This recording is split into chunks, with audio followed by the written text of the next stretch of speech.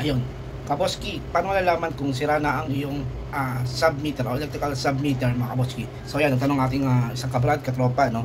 So dito, malalaman nyo na sira na yung inyong submeter once na unang sa lahat wala ng output, no? Nawawala na yung blink na to sa kabila, no? Nawawala na yung blinker na yan, yung impulse na yan, no? So makikita nyo sa kabila na to, ito.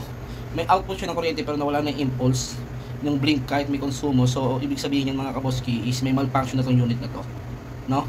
So kailangan na siyang palitan. And then kung magpapalit kayo, bibili kayo sa not sponsored, bibili kayo sa kilalang hardware store na merong electrical submeter. And para ma-confirm ninyo na magandang klase yung binili ninyo is hanapin nyo o hingin ninyo yung kanyang calibration certificate. So yan, nilinyahan ko na, na-confirm ko na itong certificate na to is included yung unit na nabili natin. So yun, yung mga kaboski, alam nyo na kung paano siya, kung walang output o may malfunction na, so kailangan siyang palitan. So bumili kayo sa kilalang hardware store. Thank you mga kaboski. So tara, palitan natin.